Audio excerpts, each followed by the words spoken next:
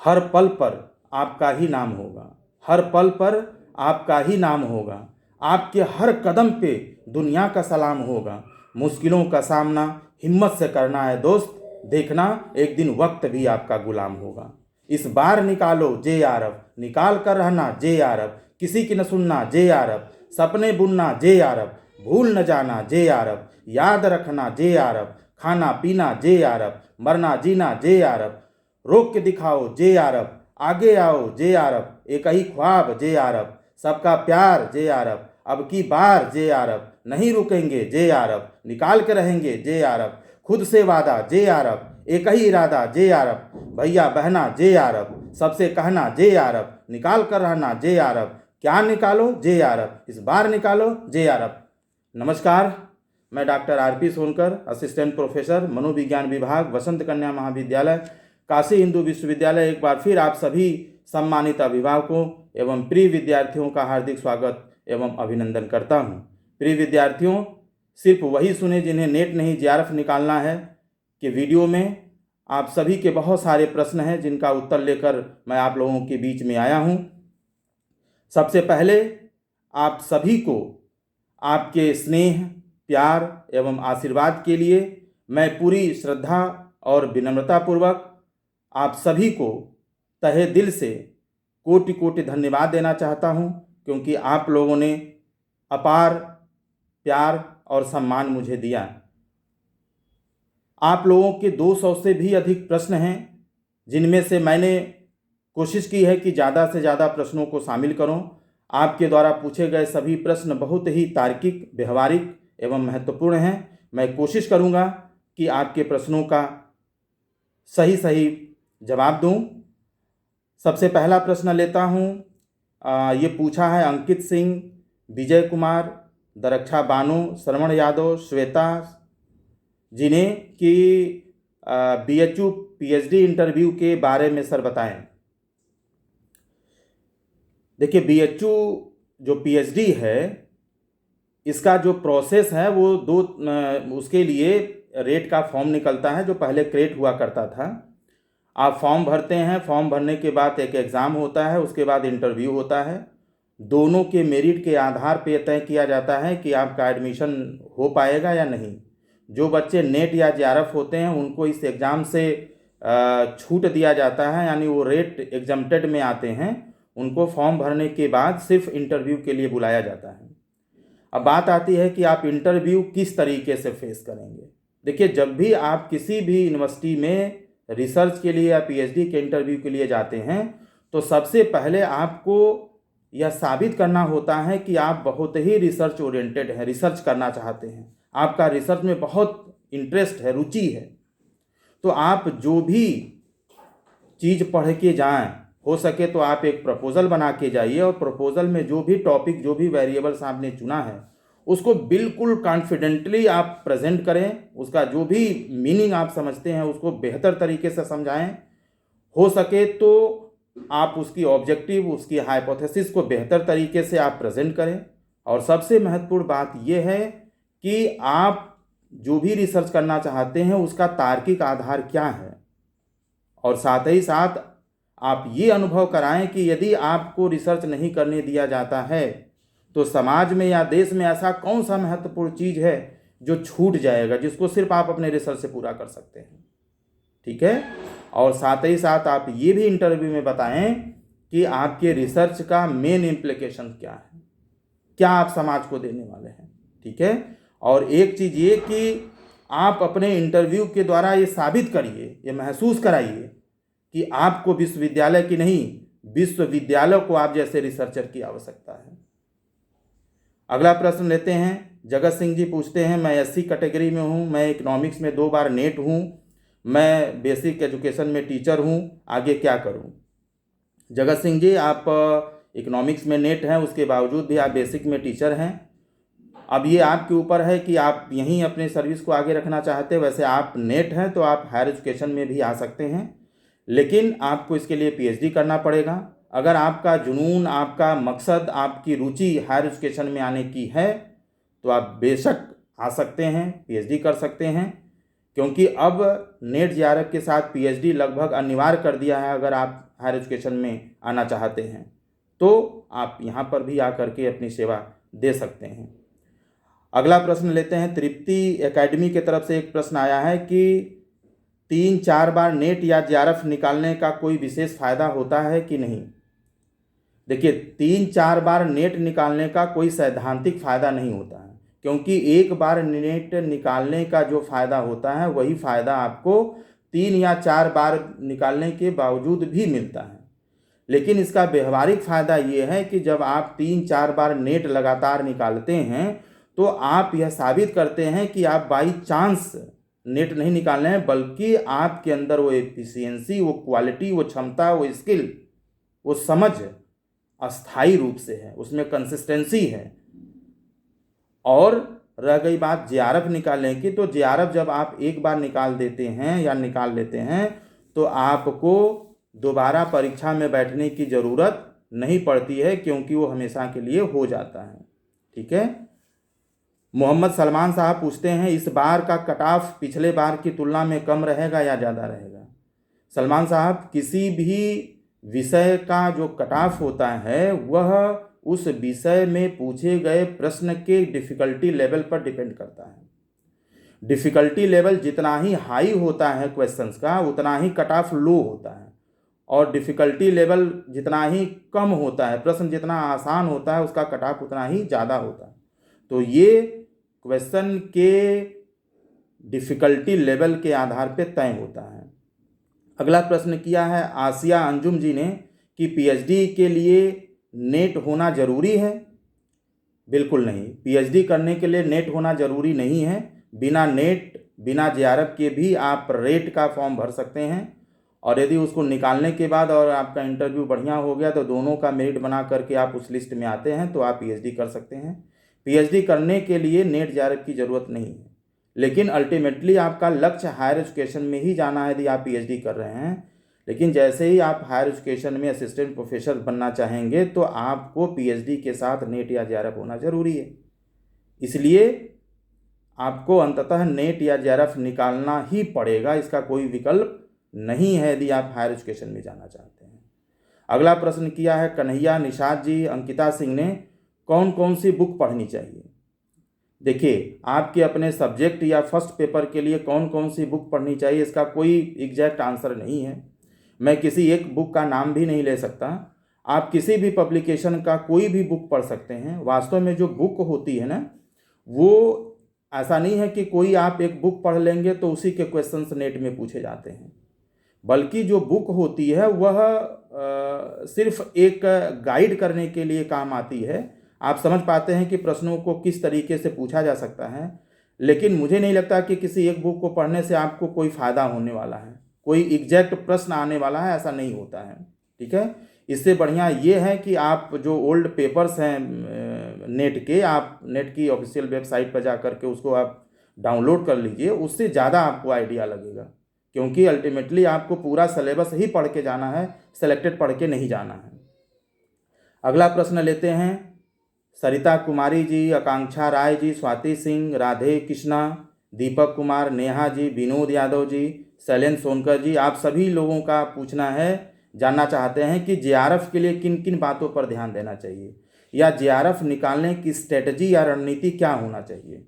बहुत ही बढ़िया प्रश्न आप लोगों का है। इसके लिए मैं सिर्फ ये कहना चाहता हूँ कि जेआरएफ निकालने के लिए टाइम मैनेजमेंट बहुत ही महत्वपूर्ण होता है। जैसे आप सभी को मालूम है कि नेट में 150 क्वेश्चंस होते हैं। 50 क्वेश्चंस जो होता है वो फर्स्ट पेपर का होता है, और आपके सब्जेक्ट का मिला 100 क्वेश्चंस होता है। दोनों मिला के 150 प्रश्न होते हैं, और टाइम आपके पास 3 घंटे का होता है, यानी 180 मिनट होता है। आपको 150 क्वेश्चंस को 180 मिनट में करना है, यानी आपको हर एक प्रश्न को करने के लिए 1 मिनट 20 सेकेंड का समय मिलता है। तो आपको टाइम मैनेजमेंट में बिल्कुल ध्यान देना है कि आप कोशिश करिए कि शुरू के जो 25 से 30 मिनट हैं उसमें कम से कम 50 ऐसे प्रश्नों को आप कर लीजिए जो बिल्कुल, जिसमें दिमाग लगाने की ज़रूरत नहीं है, जो बिल्कुल एक नज़र में जिसका उत्तर आप दे सकते हैं। अगर आप 25 से 30 मिनट के अंदर 50 ऐसे इजी क्वेश्चंस को कर लेते हैं तो आपको आगे के प्रश्नों में समय देना थोड़ा ज़्यादा आसान होगा, क्योंकि आपके पास समय बचा रहेगा। अगले 25 जो प्रश्न हैं जो थोड़ा सा डिफ़िकल्ट है, थोड़ा सा उससे कठिन है, उसको आप 50 से 60 मिनट में सॉल्व करने की कोशिश करिए। अगर 25 प्रश्नों को आप 50 मिनट में सॉल्व करते हैं तो हर प्रश्न को लगभग 2 मिनट मिला, और इस तरीके से 50 + 25 यानी 75 क्वेश्चंस आपने लगभग 1.5 घंटे में पूरा कर लिया। ठीक है, अब अगला 20 प्रश्न ऐसा सेलेक्ट करिए जो थोड़ा सा उससे डिफिकल्ट हो, जिसको आप हर क्वेश्चन अगर 3 मिनट देते हैं तो 20 × 60 यानी 60 मिनट में, 1 घंटे में आप यह भी 20 प्रश्न कर लेंगे तो कुल मिला जुला करके आप 95 क्वेश्चंस 2.5 घंटे में कर लिए। और 95 क्वेश्चंस का मतलब हो गया 63% आपने क्वेश्चन सॉल्व कर लिया। 63% मार्क्स से आपके आ गए हैं, जिसको नेट से कोई रोक ही नहीं सकता। अब इसके बाद 95 के बाद जो 5 से 6 प्रश्न होते हैं जो निर्णायक की भूमिका में होते हैं, और यही प्रश्न डिसाइड करते हैं कि आपका जेआरएफ होगा कि नहीं। तो इन 5-6 प्रश्नों पर आप ज़्यादा समय दीजिए, और 5-6 प्रश्नों को लगभग, जो आपके पास आधा घंटा बचा हुआ है, उस पर लगभग 5-6 मिनट का समय मिलता है आपको एक प्रश्न पर। अगर ये 5-6 प्रश्न आपने सही कर दिए और आपका 100 क्वेश्चन के करीब सही हो गया, तो आपका 66% नेट में मार्क्स आ जाएगा, जो जेआरएफ के लिए ज़रूरी होता है। इसके साथ ही साथ आप बार बार प्रैक्टिस करिए, अंडरस्टैंडिंग लेवल और स्पीड को बढ़ाइए, जिससे आपका कॉन्फिडेंस बढ़ता है। आप कितना पढ़ते हैं महत्वपूर्ण नहीं है, आप किस डायरेक्शन में पढ़ते हैं ये महत्वपूर्ण है। आप कितने घंटे पढ़ते हैं ये महत्वपूर्ण नहीं है, आपका कॉम्पिटिटर कितने घंटे पढ़ता है ये महत्वपूर्ण है। आपको जीतने के लिए नहीं पढ़ना है, आपको दूसरे को हराने के लिए पढ़ना है।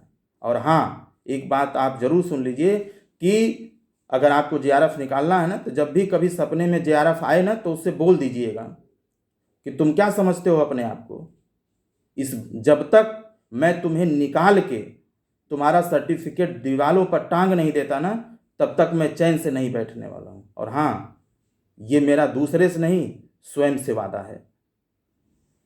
अगला प्रश्न लेता हूँ। प्रश्न 8वें पर सतीश विश्वकर्मा जी पूछ रहे हैं, नेट स्कॉलरशिप के बारे में बताएं। नेट स्कॉलरशिप के बारे में हमने पहले वीडियो में बताया है, लेकिन अगर आप नेट हैं और उसके थ्रू, यानी रेट और नेट के थ्रू आप किसी विश्वविद्यालय में पीएचडी में इनरोल होते हैं, तो आपको 14 से 15 हज़ार की स्कॉलरशिप मिलती है। जबकि नेट और रेट के थ्रू किसी कॉलेज में आप पीएचडी करते हैं तो वहाँ पर कोई स्कॉलरशिप नहीं मिलती है। एक प्रश्न है संस्कृत ज्ञान केंद्र के तरफ से, और श्वेता सहदेव, ये दोनों लोग जानना चाहते हैं पीएचडी के बाद नेट जेआरएफ होने का क्या लाभ है।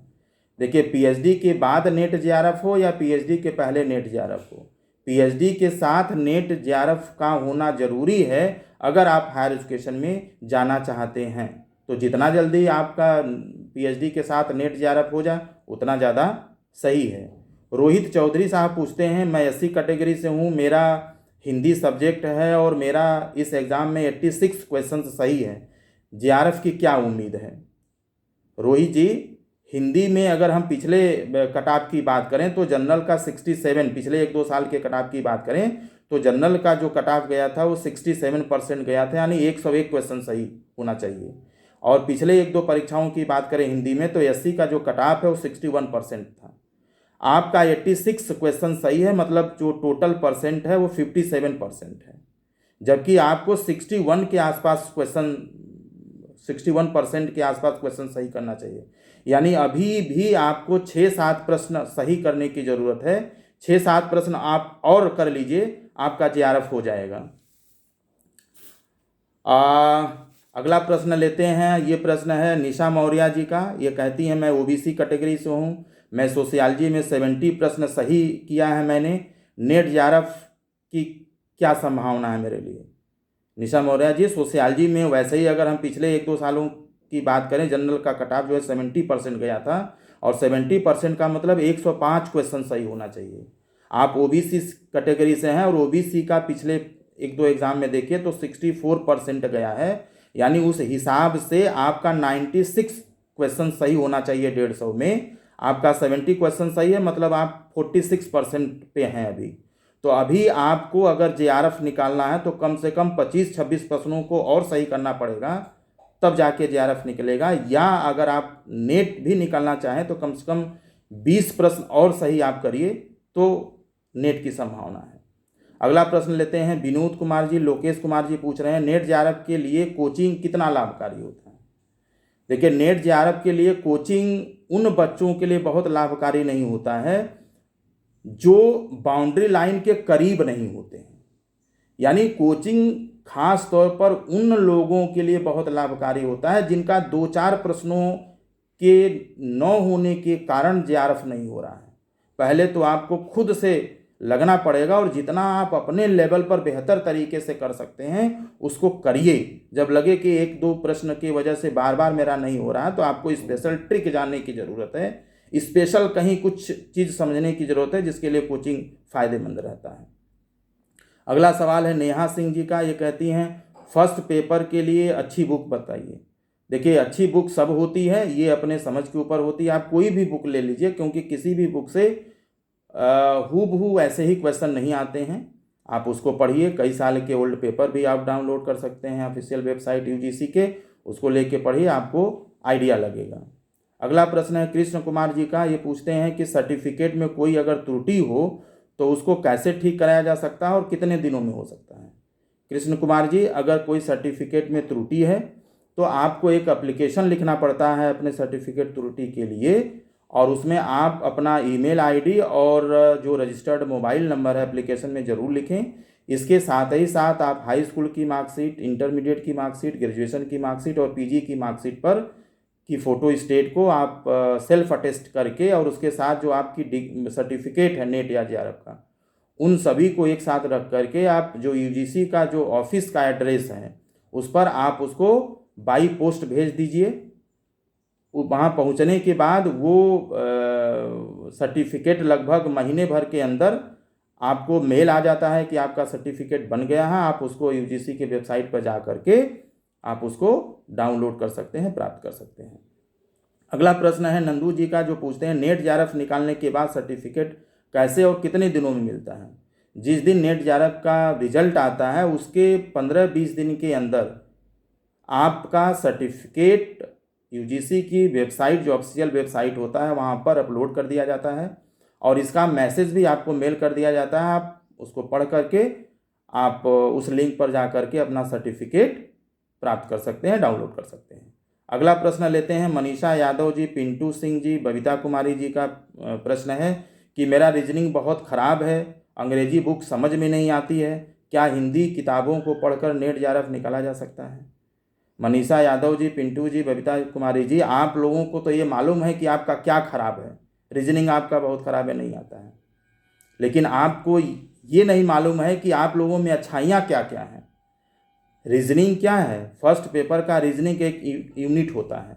अगर 10 यूनिट है तो उसमें एक यूनिट यदि आपका खराब हो गया तो क्या है, 10% खराब हुआ। यानी आपको 10% चीज़ें नहीं आ रही हैं, 90% आ रही हैं, तो आप 90% को लेकर के खुश नहीं हो रहे हैं। 10% जो आपकी कमी है, जो मजबूरी है, उसको लेकर के आप रो रहे हैं। ऐसा बिल्कुल नहीं है। जीवन में सकारात्मक रहिए। 90% चीज़ें आपको आ रही हैं और जेआरएफ निकालने के लिए 65 से लेकर के 70% की ज़रूरत है। आप तो 90% आपके अंदर कॉन्फिडेंस है, आपकी एबिलिटी है निकालने की, आप क्यों घबरा रहे हैं। और रह गई बात हिंदी और इंग्लिश की, आपको कॉन्सेप्ट क्लियर होना चाहिए, क्वेश्चन समझ में आना चाहिए, चाहे वो हिंदी में हो चाहे इंग्लिश में हो। और जो पेपर होता है उसमें हिंदी और इंग्लिश दोनों का ऑप्शन होता है। आपको जहाँ हिंदी चाहिए हिंदी पर क्लिक करके हिंदी में पढ़ सकते हैं, इंग्लिश चाहिए इंग्लिश में पढ़ सकते हैं। बहुत सारे ऐसे बच्चे हैं जिनको इंग्लिश नहीं आती और हिंदी किताबों से पढ़ के उन्होंने जेआरएफ निकालना है। ठीक है, तो आप अपने पॉजिटिव चीज़ों पर, अपनी अच्छाइयों पर ध्यान दीजिए। ठीक है, अगला प्रश्न लेते हैं जय किरण नबी और मनीष कुमार जी का पूछना है कि जेआरएफ की जो वैलिडिटी है वो 2 साल होती है या 3 साल होती है। जेआरएफ की वैलिडिटी 2 साल की होती है, यानी जेआरएफ निकालने के 2 साल के अंदर अगर आप पीएचडी ज्वाइन नहीं करते हैं तो ये आपका जो सर्टिफिकेट है वो इनवैलिड हो जाता है। इसे आप यूजीसी के ऑफिशियल वेबसाइट पर भी जा कर के देख सकते हैं। और यदि आप मुझसे चाहें तो मैं आपको वो भेज सकता हूँ, आप मुझे मेल आईडी अपना दीजिए, मैं आपको इसका स्क्रीनशॉट भेज सकता हूँ। गौरव कुमार जी पूछते हैं टॉप 1% या 2% लोगों को जेआरएफ कराया जाता है। ठीक है, देखिए यूजीसी के वेबसाइट पर अगर आप देखें तो 2017 से पहले टॉप 15% कैंडिडेट्स को नेट क्वालिफाई कराया जाता था, लेकिन 2017 के बाद इसको कम करके मात्र 6% विद्यार्थियों को नेट क्वालिफाई कराया जाता है, जो यूजीसी के ऑफिशियल वेबसाइट पर भी लिखा हुआ है। लेकिन उस पर यह मेंशन नहीं है कि टॉप 1% लोगों को ही जेआरएफ दिया जाता है। पिछले जो अनुभव के आधार पर मैंने बताया कि 1%, लगभग 1% लोगों को जेआरएफ दिया जाता है। हालांकि ये कभी कभी 1 पॉइंट समथिंग में भी हो सकता है। ठीक है, साक्षी सिंह का प्रश्न है कि साइकोलॉजी के किस किस यूनिट से ज़्यादा प्रश्न पूछा जाता है। देखिए, किसी भी सब्जेक्ट के किस किस यूनिट से क्वेश्चंस आएंगे, इससे ज़्यादा महत्वपूर्ण ये है कि आप सभी यूनिट्स को कितना समय देते हैं और कितना समझ करके आप पढ़ते हैं। आपको सेलेक्टेड क्वेश्चन नहीं पढ़ना, आपको सारे यूनिट्स में सारे जो टॉपिक्स हैं उसको कॉन्फिडेंटली और बिल्कुल सही तरीके से समझ के पढ़ना है, ताकि आप किसी भी यूनिट से क्वेश्चन ज़्यादा आए या कम आए, आप उसको एक तरफ से सॉल्व करते हुए चले जाएं। ठीक है, नूतन कुमारी जी पूछती हैं फर्स्ट और सेकंड पेपर में कितने कितने परसेंट लाना जरूरी है, कितने कितने परसेंट मार्क्स लाना जरूरी है। देखिए, 2018 के पहले जो पुराना पैटर्न था यूजीसी नेट जेआरएफ का, उसमें फर्स्ट, सेकंड और थर्ड पेपर का ऐसा क्राइटेरिया था, यानी जब तक आप फर्स्ट पेपर पास नहीं करते थे आपको सेकंड पेपर आपका चेक नहीं होता था, और जब तक आप ये दोनों पेपर पास नहीं करते थे तब तक आपका थर्ड पेपर जो लिखित होता था वो चेक नहीं होता था। लेकिन अब इस तरह की जो क्राइटेरिया उसको हटा दिया गया, आपको दोनों मिला के, फर्स्ट और सेकंड दोनों पेपर में मिला करके जो मेरिट बनती है उस मेरिट में आना है। जैसे मान लीजिए कि 100 क्वेश्चंस चाहिए आपको जेआरएफ के लिए, अगर फर्स्ट पेपर में आपने 20 क्वेश्चंस भी सही कर दिया 50 में और अपने सब्जेक्ट में 80 क्वेश्चन सही कर दिया 100 में, तो दोनों मिला करके 100 क्वेश्चंस आपके सही हो गए और आप जेआरएफ में 66% पर बन रहा आ गए, तो आपका जेआरएफ हो जाएगा। ये नहीं पूछा जाएगा कि आपने फर्स्ट पेपर में 20 क्वेश्चन ही क्यों सही किया। ठीक है, एक सृजन कला के तरफ से क्वेश्चन आया है कि पेंटिंग में मैं नेट हूँ और एलाइडेड में मैं हिस्ट्री ऑफ आर्ट में रिसर्च करना चाहती हूँ, क्या संभावना है। देखिए, एलाइड जो सब्जेक्ट होता है उसमें आप पीएचडी कर सकते हैं, ऐसा नियम है, लेकिन इसके लिए कुछ प्रोसेस होता है जहाँ पे दोनों डिपार्टमेंट के हेड और जो डीन महोदय होते हैं उनसे आपको बात करनी पड़ेगी, सहमति लेनी पड़ेगी। लेकिन ऐसा नियम है कि एक जो सब्जेक्ट का जो अलाइड सब्जेक्ट होता है उसमें आप रिसर्च कर सकते हैं, ऐसा प्राविधान है। सतीश विश्वकर्मा जी का एक प्रश्न है, या फिर इसको आप गुस्सा ही कहिए, इनका कहना है नेट जेआरएफ निकालने से क्या फ़ायदा है जब बीएचयू में सोर्स वालों का ही एडमिशन होता है। सतीश जी, आप सही कह रहे हैं, आप सही हो सकते हैं, लेकिन जो मैं कह रहा हूँ वो भी गलत नहीं है। मैंने ऐसे बहुत सारे बच्चों को देखा है जो बिल्कुल गरीब परिवार से हैं और बीएचयू में उनको कोई नहीं जानता। उन्होंने भी अपने आप को साबित किया है और उनका रिसर्च में हुआ है और बहुत अच्छे तरीके से रिसर्च करके वो आज बहुत अच्छे जगह पे जॉब कर रहे हैं। तो सतीश जी, सबसे पहले अपने आप को साबित करना पड़ता है। हिम्मत मत हारिए, लगातार आप लगे रहिए। एक न एक दिन यूनिवर्सिटी या कोई भी विश्वविद्यालय आपको खुद बुला के कहेगा कि आप पीएचडी कर लो, लेकिन इसके लिए आपको क्या करना पड़ेगा, खुद को साबित करना पड़ेगा। आपको अपने ऊपर और अपने कड़ी मेहनत के ऊपर विश्वास होना चाहिए। अंत में भाग्य भी कर्म के आगे झुक जाता है, क्योंकि हम अपने भाग्य के निर्माता स्वयं होते हैं। कलाम साहब ने कहा था, इंतजार करने वालों को सिर्फ उतना ही मिलता है जितना मेहनत करने वाले छोड़ देते हैं। जीवन में आप सकारात्मक रहिए। मेरी शुभकामनाएं आपके साथ है। मैं आपके उज्जवल भविष्य की कामना करता हूं। मैंने कोशिश किया मैं आपके सभी प्रश्नों का सही और वैध जानकारी दूं। फिर भी आपको कहीं कुछ कन्फ्यूज़न है या डाउट है या शंका है तो आप यूजीसी के ऑफिशियल वेबसाइट पर जा कर के मुझे क्रॉस चेक कर सकते हैं। दूसरी बात कि जिनके प्रश्नों को मैंने नहीं शामिल किया, मैं आपसे क्षमा प्रार्थी हूँ। एक अगली सूचना कि अगला जो मेरा वीडियो है वो पीएचडी एडमिशन से संबंधित होगा, जो 19 फरवरी 2022 को शाम 3 बजे तक आप देख सकते हैं। आप सभी लोग जो मेरा वीडियो देख रहे हैं, आप सभी मेरा मूल्यांकन 3 बिंदुओं पर कर सकते हैं। अगर मेरे जवाब से आप संतुष्ट हैं तो आप लाइक कर सकते हैं।